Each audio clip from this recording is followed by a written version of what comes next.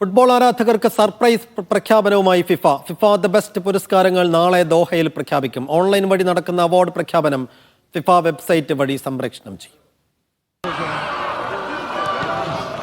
Kylian Mbappe, Vinicius Junior, Rodri ആരാകും FIFA the best എന്ന് നാളെ ഖത്തറിൽ പ്രഖ്യാപിക്കും.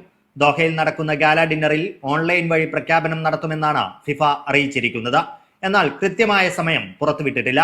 FIFA Intercontinental cup football ഫൈനലിൽ റയൽ മാഡ്രിഡും മെക്സിക്കൻ ക്ലബ്ബ് പാച്ചുക്കയും ബുധനാഴ്ച ലുസൈലിൽ ഏറ്റുമുട്ടാനിരിക്കെയാണ് ലോക ഫുട്ബോളറെ ദോഹയിൽ പ്രഖ്യാപിക്കുന്നത്. 2022 ഖത്തർ ലോകകപ്പ് ഫുട്ബോളിന്റെ 2ാം വാർഷികവും ഖത്തറിലെ പ്രമുഖ ഫുട്ബോൾ പരിശീലന കേന്ദ്രമായ ആസ്പെയർ അക്കാദമിയുടെ 20ാം വാർഷികവും ആഘോഷിക്കുന്ന ചടങ്ങിലാണ് പ്രഖ്യാപനം. ഇന്റർ കോണ്ടിനെന്റൽ ഫൈനലിന്റെ ഭാഗമായി FIFA president Gianni Infantino, FIFA council അംഗങ്ങൾ, പ്രമുഖ ഫുട്ബോൾ താരങ്ങൾ തുടങ്ങിയവർ ദോഹയിലെത്തിയിട്ടുണ്ട്. നവംബർ അവസാന വാരത്തിൽ ഫിഫ ദി ബെസ്റ്റ് പുരസ്കാരത്തിന്റെ ചുരുക്ക പട്ടിക പ്രഖ്യാപിച്ചിരുന്നു.